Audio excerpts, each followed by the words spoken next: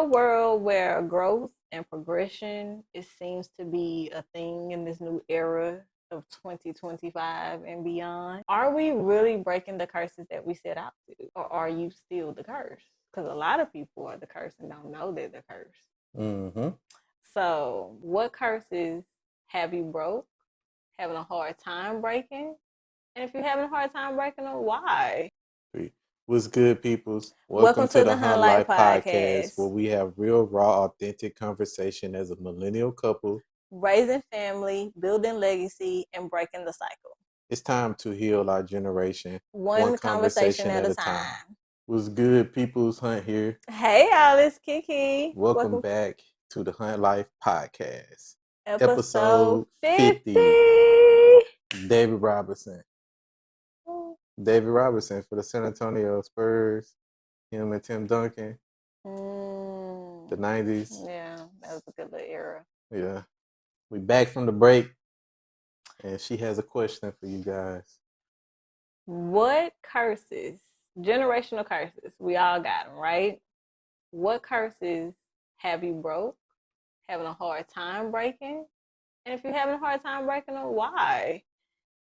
In a world where growth and progression, it seems to be a thing in this new era of 2025 and beyond, are we really breaking the curses that we set out to? Or are you still the curse? Because a lot of people are the curse and don't know they're the curse. Mm-hmm. So what curses have you broke? Drop in the comments one curse that you broke the chain from, that your kids or the next line of your generation won't have to worry about because you've broken it. Yeah, Started in it. Before we get into that, what have you been up to since we just came back from our break? I know you guys miss us, but we back. Whole another year to keep going. Welcome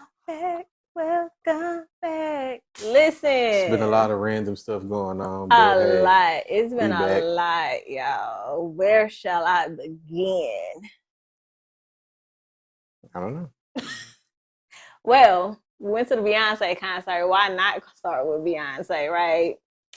A time was had. Okay, a time was definitely had. Me, Beyonce, and my sis. Listen, we already planning Act 3. We already here for it. Already budgeting for the tickets. You know what I'm saying? We didn't get the seats we wanted, but we got the seats we got. And regardless of the facts, the time was still had. But next time, we're gonna make sure we get the right seats that we really, really want. And this summer has been trying, to say the least. You know, I found myself in a sticky situation. You know how sticky it get. How sticky more? It's very. Pause. I found myself in a sticky situation because I know I'm playing with my kids, but because it's still, ongoing. I'm not gonna say too much about it just in case. Pending. Yeah, it's pending. So, but when it's over, just know we will be having that. We're gonna talk about it fully, okay? We gonna have a real good conversation. And on y'all ass we going, because I got stuff to say about it. So, cause just know I don't play about my kids. All right, and I will be in a seal behind my kids. All right, I'm gonna say that. And I'm gonna pay the lawyer fee. Listen, gotta get me out. Oh, baby, I can't wait to tell y'all about that one. Listen, I can't wait. Let's hope, it gonna get done with quickly. But what else? I think the kids are enjoying their summer vacation, baby. They is running amok. And I'm tired of this weather. Like, I'm tired of the rain. I can't stand the rain. I can't stand it. I'm over it. I'm real over this rain, baby. He said times was come. But can you stand the rain? And I can't. The answer is no. I can't. This too much. I didn't know this is how much rain. It's been raining all summer. Who weather does this belong to? Because it's not us. This is not Houston weather. This is not the weather we are accustomed to. Baby, this is not giving beach. This is not giving vacay. It's not giving Drake. Summer. What did I miss? Nah. What did Drake do? raining in Houston. Mm. Like, Yeah, he did do that. It's been like raining since. raining in Houston. Like, God, dog. For me, trying times. I can say that for a fact. Besides, like, dealing with the issue that she had going on and trying to, like, fix that stuff.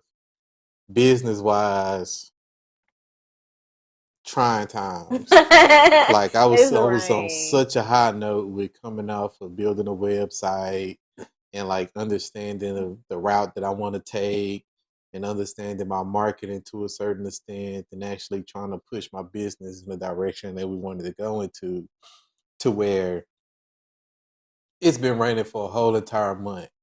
So Mm-hmm. since it's been raining literally almost every day, it's like the day that it's not raining, I get a car. But besides that, it's rain. Like my Mm-hmm. regular's not coming around right now It's because the it's so much rain. rain. It's just So rain. it's Everybody's just, waiting. Everybody's kind of like people getting antsy too. Like, mm-hmm. and we know like some customers like I don't even care. Just come. Like I know Yeah, it's gonna rain later on the day. Just come right now while it's dry. Right? Like people yeah. are starting to get antsy, and I love that. Keep it up, because baby, we might be getting a little bit of break. Maybe fingers crossed. Mm-hmm. But listen, we ready to serve y'all just as much as y'all want us to serve you. Okay, trust me. Pause. Oh my That god! was raw. Like, Wow. we ready to serve y'all just as much as you ready to serve us. Like when you re-say that, you can't not say I can't stand pause. you. I cannot stand you. I mean, but besides all of that, like family wise, like I mean, we fine. It's been Like good. everything is good with us. Like, I think these times like remind you of like your why mm-hmm, and like your purpose, mm-hmm.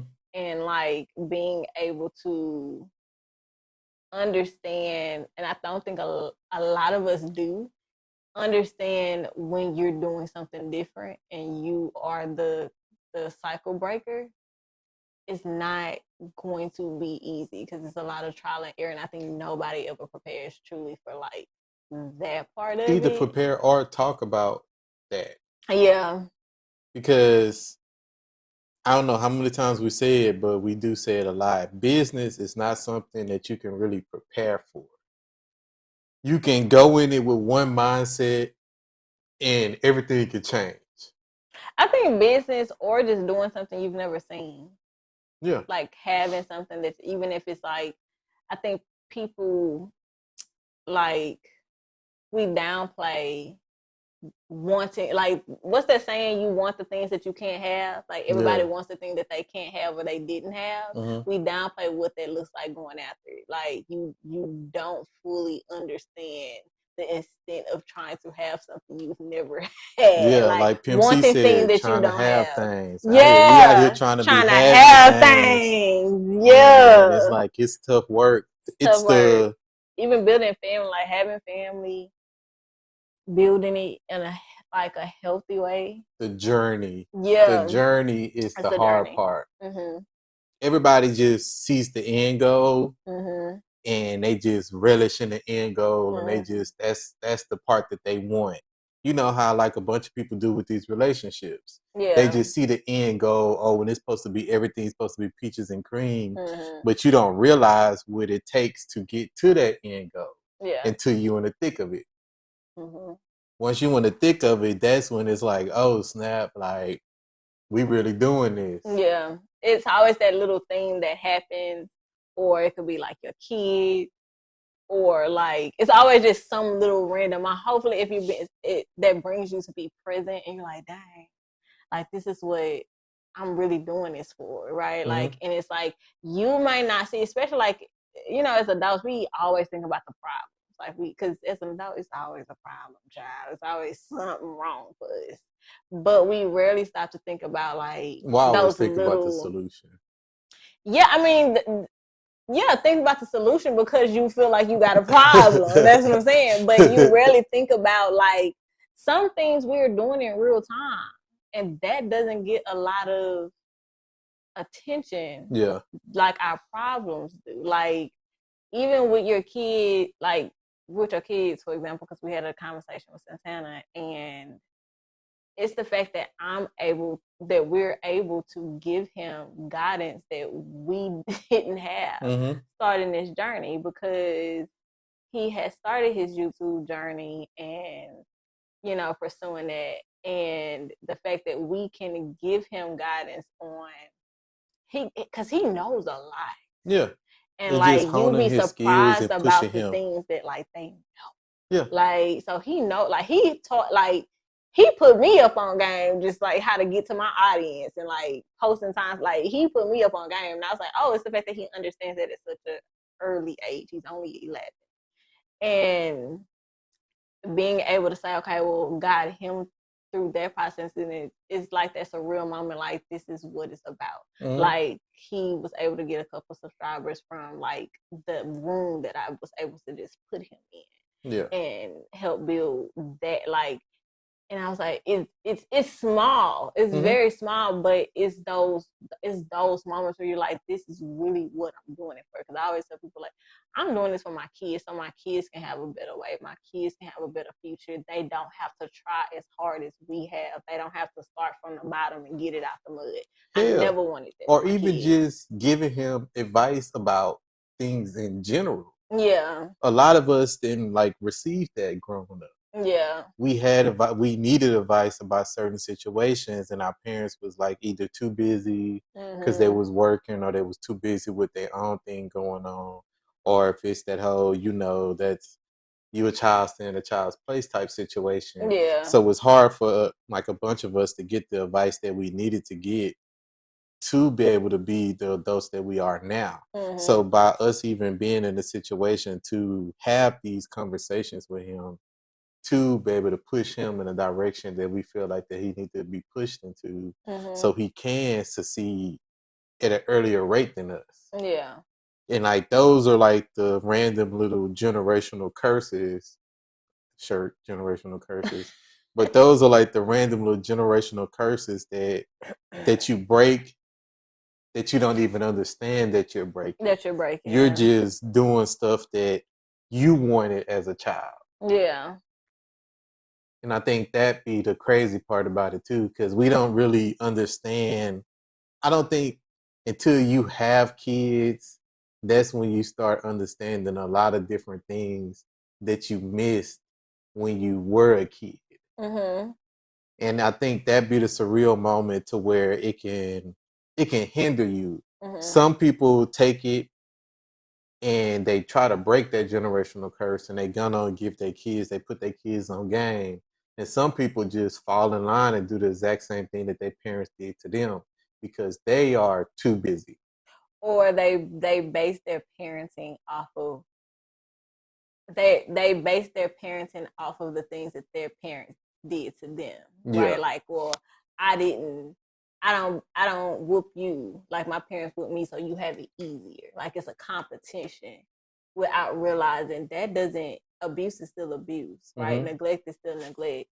Just because it's not as severe or it's not the same kind doesn't mean that you've broken it, right? Yeah. And I think some of us, a lot of people, because you really have to be at a certain conscious level to understand it, like, you, just because it looks different don't mean it is different. Yeah. Like, you have to break it all together. And when a lot of us are in competition to say, well, when I was little, I would have got this and you didn't get this, so I'm already doing better. No. Because, and even parenting our kids off of the things we didn't have can be dangerous, because you have to parent your child off of what they need, not what you needed.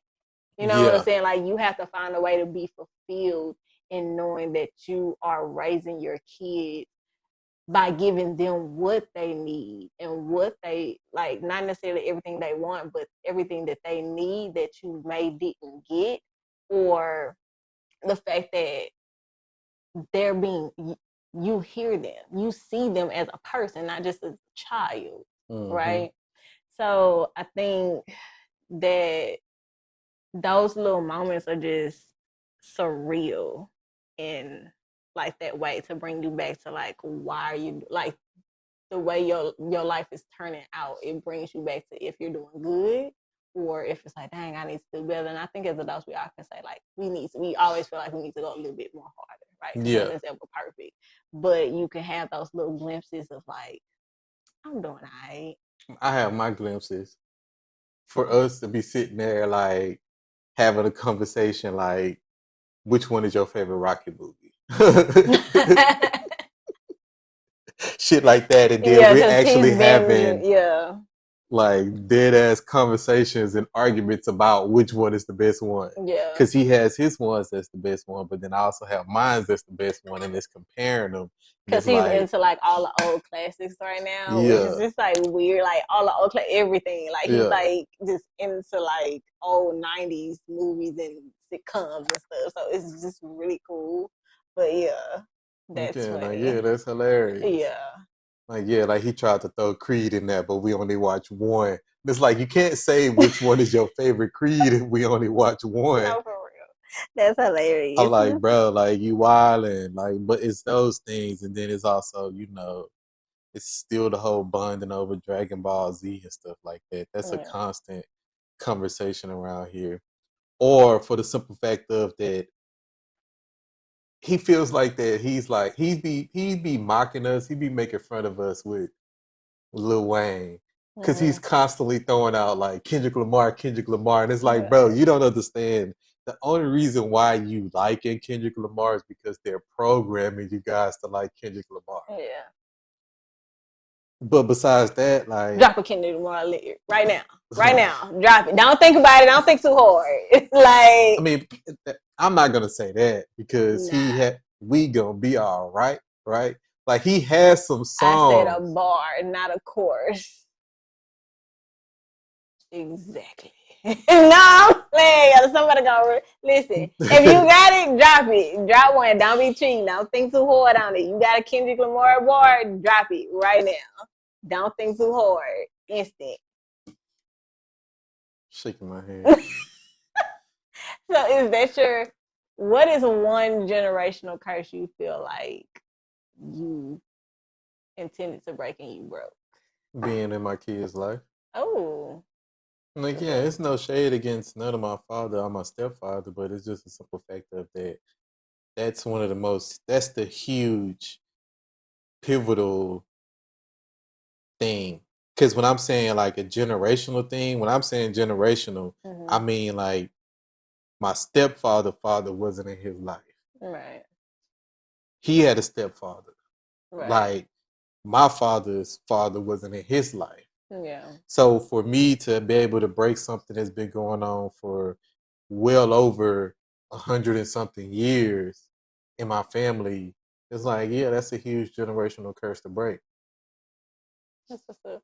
Cause Okay, baby daddy. that's not, people make it seem like that fathers are not important, but statistically it shows that fathers are important. Mm. And I wish that like the black community like really would like hone in and understand that yes, mothers are important, but fathers are important. They bring the discipline, they bring the other knowledge that they can bring to the kids. And also when you have boys, the thing about raising a little boy is a woman cannot reach their son at the same testosterone level as their son because a woman doesn't have testosterone like that. So how can you understand with dealing with a little dude that's going through puberty?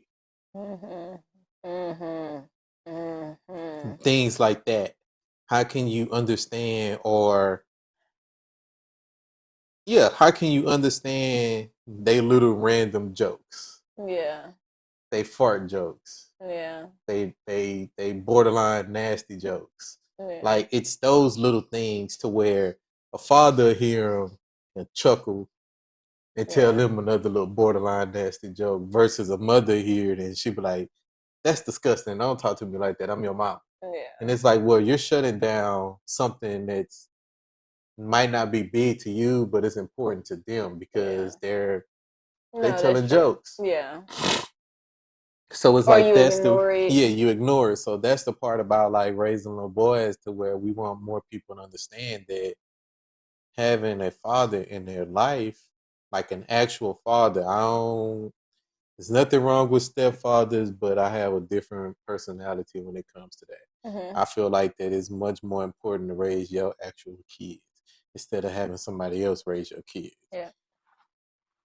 But that's another topic for another day, and there's no point in trying to kick somebody that's already down. No, So it's no. I think we do need people. I think people just need to understand in general that fathers play as much of a important role in a child's upbringing as mothers do, and also in the community too. yeah, in the community too. Mothers don't always get it right.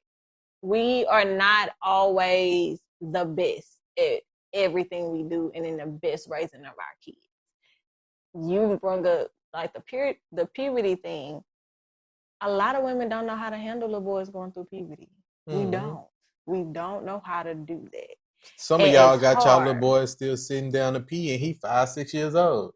Yeah, it's like you don't, because growing with them and pivoting with them is different. Like seeing Santana go through all these different phases, and Santana used to be my baby. Like, I mean, we used to be glued to the hip like all the time, and like Mattis is kind of there. He's at that point where we like glued to the hip all the time. But Mattis is more independent than Santana was, right? But now, like, he went through the stage like when he started hitting like 8, 9, where he like kind of started like transitioning a little bit. It was like, I don't really like, he started gaining his independence, and that was weird. And then like now he's like 11, he's kind of like starting, I guess, to go through puberty. He's going through those stages, so it's like, okay. And he has moments where I'm just like, I miss my baby. Like, I miss when we were just joined at the hip all the time. And for a woman, like, even sometimes, like, understanding when they playing you like a fiddle, right? Like, they like the tears, and it's like, oh my God, like, nah, you deserve that. Like, and because I'm a real boy mom, so I'm like, I can see it, and I'm like, I'm calling your daddy right now because I don't know who you playing with, right? And being able to say, I'm gonna call your daddy, like, that is the biggest flex to me of everything. I'm gonna call your daddy because this is getting crazy, like. And because we can only do so much. Yeah. And that statement, a woman can't raise a man like the proper way. You can train him to think like a female, but that's exactly what he's gonna act like. So I'm gonna leave that there. Like, that's probably the problem that we having. No, with that the men is and the women. the huge problem that we're having now is that it's too many dudes that's running around on a feeling based mentality versus a logical mentality, and that's like one of the huge problems that we have. That's why there's a lot of like pew pewing and all that, you know. Yeah. But it's the reason why we have a lot of them type of situations going on is because those are feelings and emotions. And at that pivotal age, at such a young age, because I'm not saying what they're doing is well, no, it is. It's much more different than when we was growing up. Yeah, because when we was growing up, we just throw hands. Yeah. Versus now, like they acting like little broads, so they just ready to shoot up the whole neighborhood. When more fathers around, that can like cut that situation down because it's also teaching your son that the real way to win a fight is using your mind versus using your hands. Most men do not want to fight. Fighting is if you are an actual man, like a real man, fighting is the last resort. We will try to talk this situation out. We will try to de-escalate this situation so that nobody either end up getting hurt, go to jail, or be unalive. So we will try to talk the situation down. I understand with some men, there ain't no such thing as talking it down, and you're gonna have to just handle that situation the way you see accordingly. But majority of men is not trying to get to that level. Yeah. We all have too much to lose these days in order for us to be doing those type of things. Yeah. Especially if you're not like no grown man in the hood. Yeah. If you're a grown man with an actual family and actually got something going on, then you're not finna throw your life away for some BS when Yeah. y'all could have just talked that situation out. Yeah. But a bunch of them problems also happen where dudes end up getting to that level is because a lot of these dudes, because they are on a feeling based mindset, they're not able to control their woman to where they woman end up putting them in a situation much worse than what it could be. Yeah. Because if it ain't no women around, it ain't gonna be as much fighting as it'll be when there's women around. Because majority of the fights that was in high school, most of them was to do with women. Mm. Some of the greatest wars been started behind a woman now. Yeah. Listen, yeah.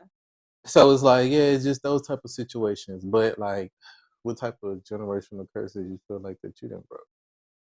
I would say two main ones, and that's being a present parent. Mm-hmm. Because my parents were, I had a stay-at-home mom, but you know, when you think of stay-at-home mom, you think, well, of course she's present, she's at home. But my mom was not present a lot, like mentally, emotionally. She was just physically there, but she wasn't mentally, you know, always, a lot of the times with us. And definitely not emotionally. Like I could never go and talk to my mom about my feelings or my thoughts openly without it turning into something else. So me being a present parent was very important to me with my kids. My dad was a little bit more present in the ways that my mom wasn't. And I don't feel like I understood or appreciated that until probably later in life once I had kids in the ways that he was present with us. But he worked a lot because, again, I had to stay home mom, so somebody had to work. So he was a truck driver. And so we kind of like missed having him sometimes. Even though we always appreciated, my dad is a hard worker. Like I don't know no man that has been able to like my dad. He a hard worker. My dad worked hard all his life. That's all I have seen that man do is work. So for me, that set the standard for my husband. Like because that built the foundation of what kind of man that I wanted. Because I do understand like a man has to be a man. He has to get out and he has to work. But as a wife, I feel like I can step in and do things I didn't see my mom do. And that's like, you know, help me like, don't have to work yourself to the grave or like put so much, somebody that deal with a lot of pressure too. Because he did work hard, but he also tried to be as present as possible when he was home. And so that was one thing. Like I wanted to be present. I didn't want to be somebody that's too busy. And sometimes I do feel like I'm too busy because we're pivoting in like such an era of something I really just didn't expect to be in, to be an entrepreneur and on this journey. But I think the part that brings it in is that I'm able to allow my kids to be a part of it. And that's what brings it back to like, it's really a family thing. Like it's not just us doing it and we're just like here y'all reap the benefits, but it's also things that we're able to bond with our kids and teach them at a very very early age. Santana's just 11, Maddox is 5, so they're growing up seeing this and taking that in, and I don't even think we fully understand the extent of what they're gaining, and we probably won't until later. And Santana's able to give us like little glimpses of the things that he's seen that he's now trying to enact his own self with, pursuing his own YouTube page. He's able to, you know, make his t-shirts the way that he sees it. And because he's so young, he can only get better. And these are things we started as adults, and he's starting it as a child. Like he's not even a teenager yet. And then I think the next generational curse is like not raising my kids in chaos, not normalizing chaos for them. Yeah, because for me, for 11 and 12, that's when my team was going through about to get a divorce. So chaos. Yeah, like I grew up in chaos. My parents, most of my life was in domestic violence household, And by the time I turned a teenager, I was in and out the house. Me and my mom didn't have a good relationship. They were fussing and fighting all the time. I felt like I had to parent my younger sibling. So it was just a lot. I remember my childhood being very chaotic. And me having to control everybody's emotions. And I think me not bringing my kids wouldn't even understand chaos. Like they wouldn't even be able to fully function with hearing like my kids would like their empathy level would not be able to take that in. Mm-hmm. And I'm proud of that. Like I'm proud that my kids would look at drama and be like, what's happening here? Like, I feel unsafe. Like, why are we yelling? What is this? And it's not to say like we're babying them or having them like so oblivious to people arguing, people fight, but it's teaching them that it's healthy ways to disagree. It's healthy ways to deal with things. It's ways that we treat each other in this household and showing them what an actual family unit is outside of being toxic, outside of being like, no matter what, that's your brother, I'm your mom, and you don't matter what I do, you just don't treat me like that. No, it's I'm gonna respect you. I do respect you, right? So why would you do that thing to me, right? And teaching them that and showing them that even when we have disagreements and we might have a disagreement in front of them, it's teaching them how we can do it in a healthy way to where it's not setting an unrealistic standard, but teaching them proper communication. Yeah. And without the chaos and the drama and like putting all those adult emotions on a child. Speaking of adult emotions on a child, I think one thing that a lot of people don't understand is that it's not as racist as everybody want to make it seem. It's not. Because we had to explain to our son that his friend is mixed. Like, yeah. No, and that yeah. And then he's also at the pivotal age to where he's trying to understand racism. Mm-hmm. So he feels like everything can be semi-racist. Like, that's racist. Like his like, that kid is like, it's not, bro. It's not like racist. It's not like, and it's like not to say like my son knows he's black. That's evident, right? Yeah. Like, but we don't, and I've had to explain this before to somebody, like, we don't lead with your life is in danger because you were born black. We don't lead that. We don't tell him that the cops look at you because you're black. We don't tell him like you're gonna have a hard way to go because you're black. Like, he's a child. Yeah, we're not gonna put that's trauma. Yeah, that is trauma bonding. You're instilling fear and trauma that he hasn't experienced yet, but you're instilling it to him to expect this out of the world. That is trauma bonding, and you're setting your kids up for failure by doing that. Like, I don't understand the purpose of leading. He got to walk out every day and be black. He can't change his skin tone. Because like, his whole entire life, I believe he probably seen the equal amount of black cops and the equal amount of white cops. Yeah. So it's like, that's null and void. He have seen, I don't know about a bunch of you people, but our kid is like very cultured. He's been around a bunch of different races his whole entire life. Because Mark, all his friends is foreign. Yeah, like, most of them, yeah. Bougie. Okay. Besides that, like the areas that we put him in. Yeah. We put our kids in the area to where it's multicultural. Mm-hmm. So he doesn't have to feel like that another race is more superior than him because he's around every single body. Yeah. He's around different races. He's exposed to different cultures. Our next door neighbors are different cultures. We have one that's Hispanic and the other one are now they're Asian. Yeah. And before it was Middle Eastern. Like, and like they all like it's this whole Black in America thing that everybody's trying to push, and it's just this right. It's not. That's a narrative that we won't let go because then we would not have an excuse not to do better. Mm-hmm. Like, I'm not teaching my kids trauma. I'm teaching them that your character will always speak for itself. Yeah. If you show poor character, that's exactly what you're going to eventually get from the world. You're going to get poor consequences. You're going to get poor pay. You're going to be poor 9 times out of 10. Like, you're going to get what you put out. And he is not to be of the world. I teach my kids all the time. I don't care what the world is doing. I teach them to read the Bible because this is where you turn. You don't turn to the world when things are going wrong.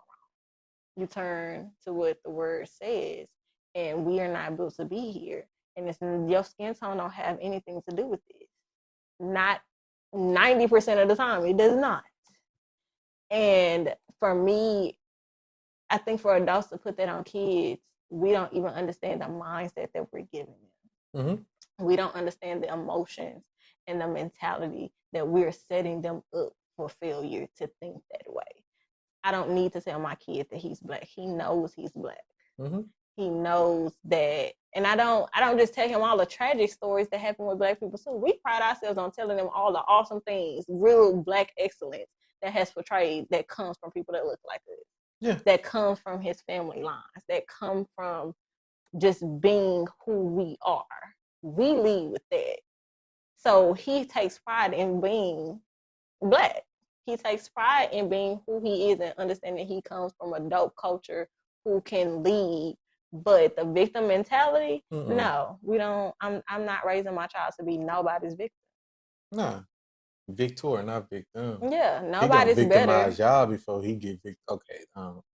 That ain't come out right. Baby, he went toxic on it. Yeah, but just listen. I mean, be honest, like, yeah, we're not teaching them to be not a victims. mindset. And like, when the matters get to that age to where we can start teaching him these different things so he can be able to, where he's in the ability to understand it, because we can teach him the things now, but because he's only 5 years old, he's not in a position to understand it. Baby, he made us love him some him. Baby, he ain't know what happened to it, baby. That ain't reason him. Oh.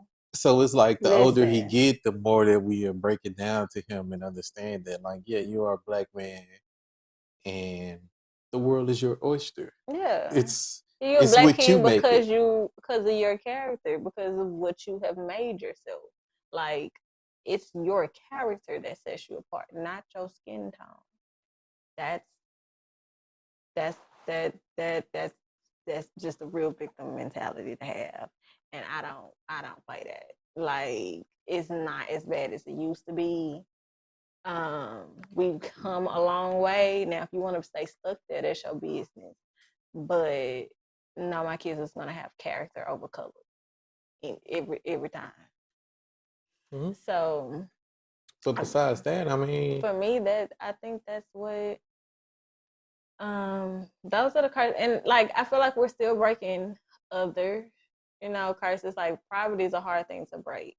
Yeah. Learning how to balance money and budgets and finances, and that a lot of our culture deal with it. Yeah. And we're on a rat race. So if we feel like we gotta work crazy hours, we gotta, But our way of breaking that is showing him that it's not about money. Mm-hmm. The abundance come from other things except for money. Except for money, yeah. And we teach him, we do a really good job with teaching him financial literacy. Yeah. And that you don't consent to cheat. Oh, child. Yeah. Now, he do get a little bougie on some stuff, but he has his particular things that he'll be a little bougie about, and everything else, baby, he thinks Santana finna spend crazy money, but Santana ain't doing it. His logic with money, he like, baby, why would you ever spend $100 for a t-shirt? Like, he thinks that's insane. He be like, why would you spend that much on shoes? Like, he got certain stuff that he be like, but he'll back door and drop that 100 on a video game. Yeah, like, that's why I was like, now don't get him wrong. He be bougie on he some gonna drop stuff. that 100 on some new controllers. He has his habits. He knows at this age what he's willing to spend on and what he like. I'm not doing that. Go give me that $5 shirt.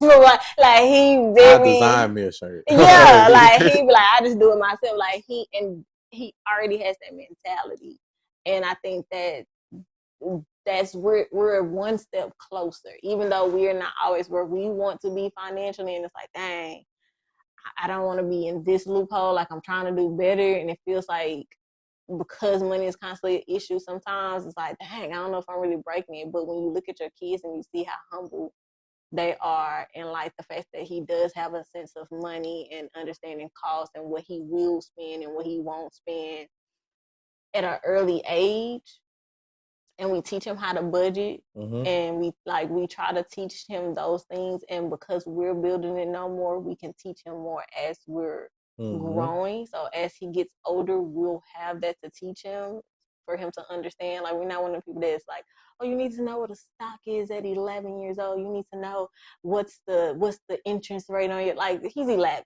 Yeah, they don't care about that, and then there's null and void for them because. Has he heard the word stocks? Yes, he Does knows he what know what it stocks is. He knows what crypto is. But that's not the important to whole them. That's ins not and something that outs, they it's need to like, learn. he's 11. Like, be serious. But if that's what you're teaching, okay, cool. We didn't even start learning that until 12th grade year. Yeah, anyhow. So I'm just kind of like. So it's trying to teach your kids about stocks at such a young age is dumb. When you could just teach them about the basic economy and how basic economy works. Yeah. Or how basic taxes work. And so it's hard being the person who breaks the curses. It's hard being the people who want something different and actually go after it and actually try to strive to do it. And because you don't always get the instant gratification that we are so accustomed to in today's society. Like, we think we do something, you're supposed to get clapped right now. You're supposed to get money right now. You're supposed to get recognition right now. And some things, honestly, you just won't get for years or maybe decades from now. Like I said, like, some things my dad taught me how to play with my kids. He showed like the importance of like bonding and being there and like having that bonding time and playing with your kids. Had he not done that for me as a child, I wouldn't understand it as a parent today. So it took me to have my own kids for me to even appreciate that crap. Like, you know how long that man had to wait for me? Like, girl, I done raised you. You in your 20s, you done had your own kid. Now you get it. It took that man 20 years to get that appreciation. And sometimes that's realistically how long it's going to take to see if your thing worked out, if you broke the full generational curse. Yeah, like for me, like, it's the knowing that if she forget to tell me that she needed gas, then if they out, then I know for a fact that Santana can do it. He is, because he gonna get out that car, baby. And Matt is gonna hang out the window and make sure that he doing and he it right. But I'm so spoiled. I promise y'all I am. It's those little things. Those are the instant gratifications I think that fathers like look for. Baby, hold a bag where? Because I don't hold no bag. Yeah, he gonna pack all the stuff. He gonna make sure that they get the stuff in the car. He gonna be there. He gonna make sure his mama got everything that she needs. She got a purse. She got a wallet. She got a phone. Like, he's gonna be there to like protect her. Yeah. We don't put him in positions to where he have to, but they are there to. But they will show you, like, they not gonna play by me. Like, they wouldn't listen. Like, they do not play. Right? They be like, "Oh, look, who you might want to take that bass down in your voice when you talk to them." Like, my kids do not play. They show every chance, baby. Don't get them twisted. And I love that because they have not been able to be put in a situation where we've had to put them in a situation. But they will go out and be like, who, like, it could be the smallest thing. So I know if somebody really stepped out in front of, like, oh, baby, my kids ain't gonna think twice. Baby, they listen. They gonna down you first and ask questions later. Like, they walk like it. Like, they are very protective, and I feel that. Yeah, they little men, and it's like, that's what I'm teaching them to be. I'm teaching them to be little men. So when they are grown men, then they actually carry themselves in a manner of an actual grown man. Yeah. And it's just teaching them different things. And it's more so talking to them and explaining him to different situations and how men carry themselves in certain situations and how you handle different things. And allowing them to mess up and make mistakes and logically get themselves out of it. Logically think themselves through it. Logically be like, because I'm going to ask you, did that make sense? Like, and I'm going to wait for your answer. Like, and then I want you to tell me why that didn't make no sense. Like, it's that. And these are the reason why we do what we do. Yeah. And it's those moments that make you reflect back and like, this is why. This is why I can't give up. This is why, like, I won't give up. Yeah, like, because some days they be like, man, I'm just ready to take the easy route. I'm ready to just go on back to a simple life, right? and then it's things that will happen. And like, little do you know, the things that you've been praying for and the answers and the responses, you're like, I'm waiting on the answer. Sometimes it's revealed through your kids. Sometimes it's revealed through a situation. Sometimes it's built on reflection. Mm-hmm. Like that reflection of like, because sometimes we just need to be reminded why.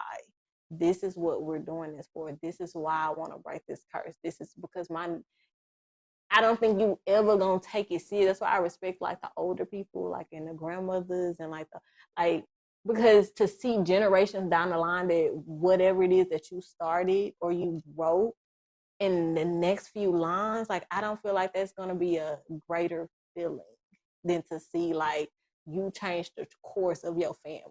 Yeah. And for me, that's my why. To see my sons become husbands and to see them be fathers and to see them like go off and continue to be better and surpass the things we've done. Like I can't wait to be able to like see that. Yeah.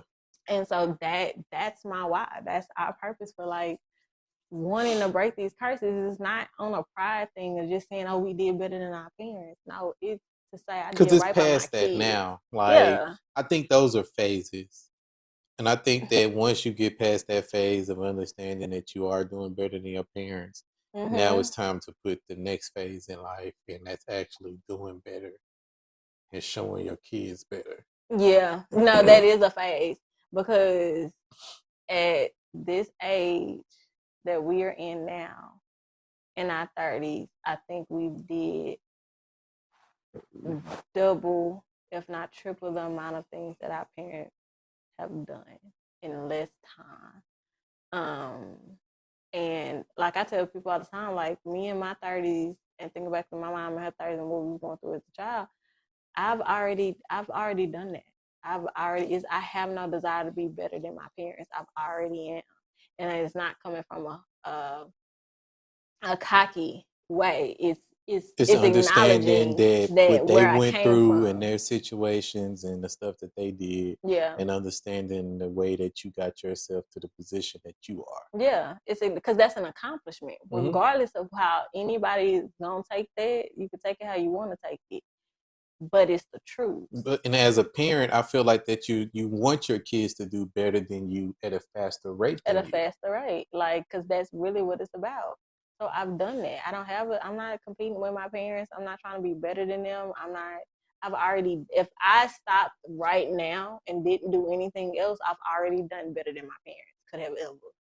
I'm doing better than my parents, than our parents right now. We're doing better than all our parents now. Like, regardless. So that's not my reason. It's the fact that I'm able to now pass it to my kids. Yeah, so they can do better than us. Earlier. If my son is hitting crazy figures and he's made a name for himself before he even turned 20, I've done my job. Like, what? Like, that's what it is about. It's being able to put my son in these rooms. It's being able to be the stepping stone for him, not to get it out the mud. You don't have to get it out the mud when I was the stepping stone. Yeah. Like, now I've built that foundation. Now you go build the legacy. I'm not the legacy. We just the foundation. That's their job to now go build that legacy off of the foundation we've laid for them. That's what it's about. That's the generational curse for me. We're doing everything else. We're not raising our kids in chaos. We're not raising our kids in drama. We're not raising our kids in fear. You know, you're being an active father to your kids. You show them what it's like to be not only a father but a husband. How to commit to somebody that they say that they love and what that really looks like. They see you not only like, oh, my daddy just work and that's all I got to do. They see you help. They see you cook. They see you do step in other ways, which also teaches them like this is normal. Like, okay, this is I'm okay with doing it. Yeah, so they see me help you with your business, and the other hand, they see you help me with my business. Right. They see that when you sick, that I'm willing to pick up the ball and carry it and do what I need to do to make sure that the house is still running. They see it all. And that's the part that we're trying to show them, is that because we are family, we're going to look out for each other and make sure that we are in the best position to win. And when you have a wife, you're gonna look out for your wife and make sure that you putting your wife in a good position so she can win. Because if your wife wins, she's gonna be able to guide you in the direction that y'all need to go in, so y'all all can win for your family. But besides that, how y'all like the Lil Wayne CD? I liked it. Boy, y'all be kept. And the way y'all directed me, let me tell you something. Y'all is gonna start playing with Weezy F Baby, and the F is for phenomenal. Y'all gonna start messing with him. Because anytime people tell me something trash and you put Lil Wayne in the same sentence, I know you lying. You are a liar. Just because you're not musically inclined, you don't have diverse musical taste, don't mean it was trash. You just don't understand. It just wasn't for you. Like, out of 20 something songs, you could say maybe 3, 4 was skippable. No more than 5. I wouldn't even say it was 5. I think it was like 3 that I was like, and that's just because I'm not big on rock. But yeah, it wasn't for me. Like, it wasn't, and I could listen to it. I just, like, if I'm in a rush, I'm probably gonna skip it. Like, that's it. But 20, when it's people, give me somebody who dropped a 12 song album and the whole 12 songs was good, because he dropped 20. And you mean to tell me, let's say at best 5, so he gave you 15 bangers, is what you're telling me? So he still surpassed. Stop playing with the Lil Wayne. Stop, just leave it. What did I miss? Like, what? Listen, y'all can leave Young Money alone. I don't care. I'm Young Money cat. Listen. Look like we escaped World War III. That part. Bombed the hell out of Iran. That part. We forgot that. That part. I can't stand you that. We didn't get the list. That's a bummer. But I knew we weren't getting that list when we didn't get the MLK stuff, baby, because I was waiting on MLK. Ooh, I just wanted to see. What you said his name was? I might be missing. Michael. I'm gonna leave y'all alone. Well, I was waiting. I was being a little She went toxic. down a rabbit hole. I already told her that. I already told you that nigga name. And you didn't believe me. You went down that rabbit hole and you was like, wait, what the? His name not even Martin? No. Like, welcome to 2025. Like, listen. Ooh, I was waiting on some of y'all hearts to break when y'all read it about y'all good friend Martin. Boy, they ain't trying to drop it though. I knew we wasn't getting in those. Once they kept playing, I was like, they ain't gonna give it to us. They got me all excited for nothing. What else have we missed besides that? Folks is out there pouring baby all on themselves. I'm never gonna forget that. Listen, like, Diddy still listen. Diddler still going to jail. Let me see. What else? He too much to even talk about it, baby. Now the judge talking about it was something going on with one of the jurors, so they under investigation. I had noted, because how you beat that? How they get you on transportation, but they didn't get you on prostitution? Because she wasn't AP. They got him on the smaller claim of transporting a prostitute. So how you not get him on prostitution? Because in all, she wasn't a P. The reason why they saying it is because he still was flying them to other places. But that don't mean that she was still a P. Paying for it. But he wasn't really paying for it because that was his. Listen. Cassie was still his woman within all of that. So it's not the P word. I'm gonna tell you what the problem was. They ain't having enough women jurors on that jury. That's what it was. I thought she was about to say her tattoo was the problem. Because her tattoo was the problem. No regrets. Listen, I'm not saying she wasn't part of her own problem. I'm just saying there wasn't enough women. Because the stuff that girl had to endure, you should have locked him up just off strength of having. Oh yeah, he should have been locked up for real. And he still had her going through. Child, he should just be locked away to never touch himself again. Macaroni just will never be the same. because I'm saying the stuff I'm saying, that doesn't mean that I don't believe he's supposed to be locked up. He's that man is sick. Like he's sick. He deserves to be locked up. You He deserves to be right there in the cell next to R. Kelly. Like he deserves to be right there. If y'all locked R. Kelly up, baby, y'all definitely need to get, because the stuff he was doing, R. Kelly, you make R. Kelly look like a saint. Okay, at this point, free R. Kelly, free Robert. God dog it. Hog tie. I don't even know how to tie hogs. Free R. Kelly. Now, what you gonna do with Robert? I don't know, but R. Kelly, free him, because we need some more hits. Right? Take Diddy instead. We ain't need nothing he gave us. Right? He out here talking about take that, and little bit we know he meant was serious. Take him. We need to switch him out, because y'all acting like these people didn't get their kids to him. That's all I'm gonna say, and I'm gonna leave it, because. But with that being said, it's too much. I'm Hunt. I'm Kiki. This is the Hunt Life Podcast. Hunt Life. Live dreams. Bye, y'all. What's good, people? Before y'all leave, don't forget to like, share, and comment.